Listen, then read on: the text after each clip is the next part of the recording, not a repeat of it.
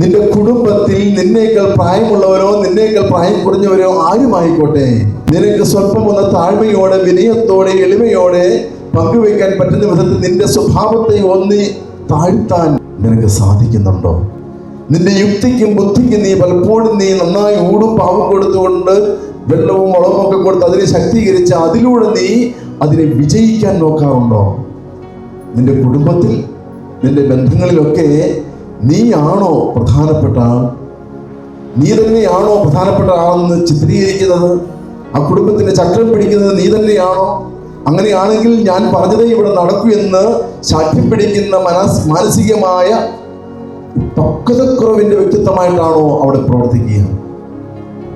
മറിയം കാണിച്ചു തരിക, ഒന്ന് ശാന്തമാകുക, ഒന്ന് നീ അംഗീകരിച്ച്, നിന്റെ വീട്ടിലുള്ള മറ്റുള്ളവരെ നീ ഒന്ന് അംഗീകരിച്ച്, നീ ഒന്ന് താഴ്മയോടെ സംസാരിച്ച്, ആ ആൾ പറയുന്നത് ഒന്ന് കേട്ടതിന് ശേഷം നീ നിന്റെ പൗരുഷമായ നിന്റെ പ്രകൃതത്തെ ഒന്ന് അവലോകനം നടത്തുകയും അപ്പോൾ നിനക്ക് ബോധ്യമാകും അവൻ പറഞ്ഞതിൽ അവൾ പറഞ്ഞതിൽ കാര്യമുണ്ട്. അല്ലെങ്കിൽ അവന് പറയുവാനുള്ള ഇടം ഞാൻ കൊടുക്കേണ്ടതുണ്ട്.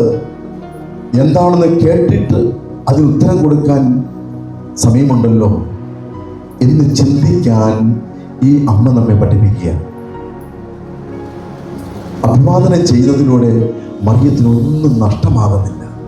തനിക്ക് ആവോളം പ്രതിസന്ധികളുണ്ട്, മാനസിക സംഘർഷങ്ങളുണ്ട്, ശാരീരിക അസ്വസ്ഥതകളുണ്ട്, തൻ്റെ ജീവിതത്തിൽ മുറിപ്പെടുത്തുന്ന ഒരുപാട് അനുഭവങ്ങളുണ്ട്.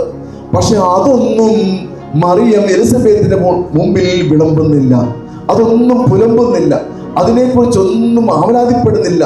അതെല്ലാം തൻ്റെ ഉള്ളിൻ്റെ ഹൃദയത്തിൻ്റെ ഉള്ളറകളിൽ അടുക്കി വെച്ചതിന് ശേഷം അതൊന്നും ആ എലിസബത്ത് പുണ്യത്തിന് മുമ്പിൽ അവതരിപ്പിക്കാതെ പ്രസന്നവദനയായി സന്തോഷം കൊണ്ട് നിറയുന്ന മനസ്സോടെ ആ ആത്മസന്തോഷത്തോടെ അവൾ പറയുക, ആ മുത്തശ്ശിക്ക് എലിസബത്ത് പുണ്യവതിക്ക് അഭിവാദനം ചെയ്യുന്നു.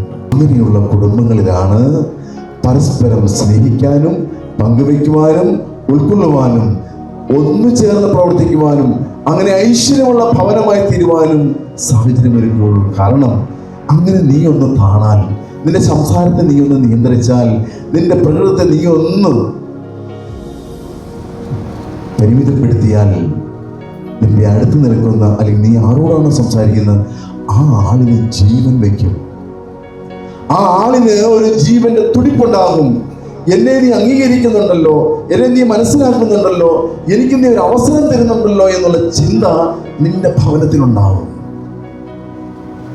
അങ്ങനെ ഇല്ലാത്തവർക്കെല്ലാം അടിമത്തമാണ്. ഭാര്യ ആകട്ടെ ഭർത്താവാകട്ടെ തീർത്തും അടിമയാണ്.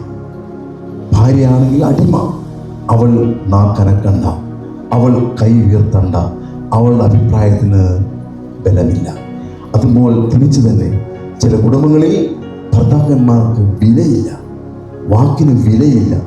എന്ത് ചെയ്താലും അതിനെല്ലാം നിശ്ചിതമായി വിമർശിക്കുന്ന സ്ത്രീ കഥാപാത്രങ്ങൾ നമ്മൾ പല കുടുംബങ്ങളിൽ കണ്ടിട്ടുണ്ട്.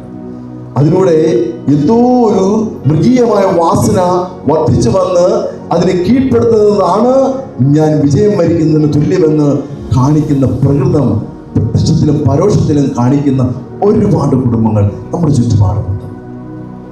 അങ്ങനെയുള്ളിടത്താണ് പരിശുദ്ധ അമ്മ എലിസബത്ത് പുണ്യത്തിന് ഭവനത്തിൽ ചെന്ന് അവിടെ ആ വലിയ സ്നേഹത്തിൻ്റെ, സൗഹൃദത്തിൻ്റെ, കൂട്ടായ്മയുടെ കുടുംബജീവിതത്തിൽ പരിശുദ്ധാത്മാവിൻ്റെ ആവാസം ഉള്ള സ്ഥലമായി നമ്മെ കാണിച്ചു തരികയാണ്. അതുകൊണ്ട് നിന്റെ ഭവനം പരിശുദ്ധാത്മാവിൻ്റെ ആവാസ സ്ഥലമാകണം. അതിന് നീ നിന്റെ ഭവനത്തിൽ നിന്റെ എളിമയെന്ന പുണ്യത്തെ മുറുകെ പിടിക്കണം. നീ നിന്റെ ഭാര്യനെ ഒന്ന് അംഗീകരിച്ച്, നീ നിന്റെ മകനെ ഒന്ന് അംഗീകരിച്ച്, നീ നിന്റെ മകളെ ഒന്ന് അംഗീകരിച്ച്, നിന്റെ അപ്പനെയും അമ്മയും ഒന്ന് മാനിച്ച് ഒന്ന് കേട്ടേ അവർ പറയുന്നത്.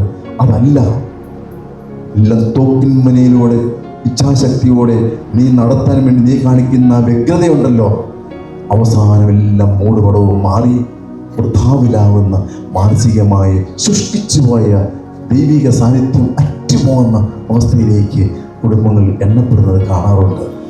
ഒരിക്കലും അതിനിടവരാതിരിക്കട്ടെ. അമ്മയുടെ ഈ ഒരു വലിയ ശുശ്രൂഷ ജീവിതത്തിന് മുഖം നമ്മെ കാണിച്ചു തരുന്ന ഈ ലാളിത്യത്തിൻ്റെ ഭാവം നിന്റെ ഭവനത്തിൽ ഇന്ന് മുതൽ മുളയ്ക്കാൻ നീ വിട്ടുകൊടുക്കുക. ഇന്ന് തന്നെ നീ ലാളിത്യത്തിൻ്റെ എളിമയുടെ കേൾക്കാനുള്ള, അല്ലെങ്കിൽ ശ്രവിക്കാനുള്ള, അല്ലെങ്കിൽ പങ്കുവെക്കാനുള്ള, പരസ്പരം സ്നേഹിക്കാനുള്ള കരുതലിൻ്റെ ഭാവം നിന്റെ ഭവനത്തിൽ നീ വിതയ്ക്കണം. അതോടെ മുളയ്ക്കട്ടെ. അതിനുള്ള 25 ദിവസങ്ങളാണ് നോമ്പിൻ്റെ ദിനങ്ങൾ. ഈ വിത്തൊന്ന് മുളയ്ക്കട്ടെ. സ്നേഹത്തിൻ്റെയും ഐക്യത്തിൻ്റെയും ആ ലാളിത്യത്തിൻ്റെയും പങ്കുവെപ്പിൻ്റെയും വിത്ത് നിന്റെ ഭവനത്തിൽ നീ ഒന്ന് കുഴിച്ചിടണം. ഇന്ന് എന്നും നോക്കണം, എൻ്റെ വായിൽ നിന്ന്, എൻ്റെ നാവിൽ നിന്ന്, എൻ്റെ കണ്ണിൽ നിന്ന്, എൻ്റെ കരങ്ങളിൽ നിന്ന് അരുതാത്തത് എന്തെങ്കിലും എൻ്റെ ഭവനത്തിൽ ഞാൻ ചെയ്യുന്നുണ്ടോ എങ്കിൽ വീണ്ടും ആ വിത്ത് വീണ്ടും മുളയ്ക്കാൻ ഇട്ടുകൊടുക്കണം. അങ്ങനെ വെള്ളവും വളവുമാകുന്ന പ്രാർത്ഥനയുടെയും ഉപവാസത്തിൻ്റെയും വർജനയുടെയും ആ വലിയ കൃപയുടെ അനുസ്മരണം കൊണ്ട് നിങ്ങൾ അതിനെ വളർത്തണം, മുളപ്പിക്കണം. 25 നാൾ നീണ്ട നോമ്പ് എടുക്കുമ്പോൾ ആ 24-ാം തീയതി വൈകുന്നേരം ആകുമ്പോഴേക്കും മുകുളമുണ്ടാകണം, ഇലകൾ വരണം, ഒരു പുതുസൃഷ്ടിയാകണം, ഒരു പുതിയ ജീവിതത്തിൻ്റെ പന്ഥാവിലേക്ക് കാലെടുത്ത് വയ്ക്കുവാൻ നിന്നെ ശക്തിപ്പെടുത്തുന്ന അനുഭവമാകട്ടെ. ഈ നോമ്പ് ഗൽഗാ തിരുനാളിൻ്റെ തുടക്കം കുറിക്കുന്ന അനുഭവം നിന്റെ ജീവിതത്തിലും ഭവനത്തിലും ഉണ്ടാകട്ടെ. ദൈവം നമ്മെ അനുഗ്രഹിക്കട്ടെ. പരിശുദ്ധ അമ്മയുടെ മധ്യസ്ഥം നമുക്ക് യാചിക്കാം, പ്രാർത്ഥിക്കാം, അമ്മയോട് പ്രാർത്ഥിക്കാം. അമ്മയെ ഞങ്ങൾക്ക് വേണ്ടി പ്രാർത്ഥിക്കണമേ എന്ന് തൃഷ്ണയോടെ ആഗ്രഹിച്ച് പ്രാർത്ഥിക്കാം. സകല വിശുദ്ധന്റെ മധ്യസ്ഥ യാചിക്കാം. ദൈവം നമ്മെ അനുഗ്രഹിക്കട്ടെ. പിതാവിനും പുത്രനും പരിശുദ്ധാത്മാവിനും സ്തുതി.